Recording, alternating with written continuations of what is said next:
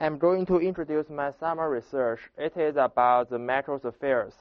And you see, this is the metrospheres, but actually it is very hard to be seen with eyes. And with the techniques booming, the engineers put more emphasis on the small stuff, such as nanomaterials. Therefore, they put more emphasis on it.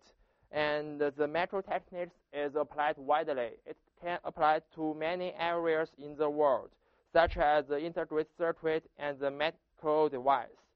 And for my summer research, the goals consist of two parts. The first one is decrease the diameter to about 50 micron, and the second part is produce enough metrospheres with a specific diameter for the further track study. And you see, this is a metrospheres with a diameter of about 800 micron, and we apply a specific compression ratio on it, such as, for example, it is a 33% compression ratio. And with the compression, there exists some cracks on the surface of the metrospheres, and we should measure the spacing between the cracks and do some further study to analyze it. And so how to produce the metrospheres? Because it is very small, so we use some complex techniques. The principle we used is based on the microfluid mechanics, and we use the PDMS as a raw material. The PDMS is a kind of polymer which is referred as silicons.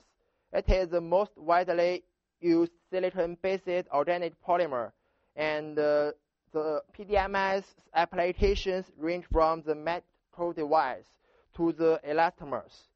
And the device I use to produce the metrospheres can be divided into two parts. The first part consists of the syringe pumps, microscope, and the computers. And the second part is a model made by hand. And you see, for the first picture, it is a syringe pump. I used it to inject the water through the side tubings. You see, there is the device made by hand, and the water is injected into the side tubing. And there is another small one, and I use it to inject the PDMS through the central tube into the device. For the whole process, I just use the microscope to observe it, and use the computer to take pictures of it. And it is very important. This is the pictures I take during the experiment. And you see, there is a PDMS coming slowly from the central tubing. And the water just comes from the two-side channel. And due to the viscous force between the water and the PDMS is stretched, and then it breaks. Because of the surface tension of the PDMS, it just forms the metrospheres. And for my research, the current concentration is how to decrease the diameter of the metrospheres to about 50 micron, and it is a little hard. And I use the dimension analysis as a method to reduce it and design a new device. And I have already finished the new design, and I will test it in the next week.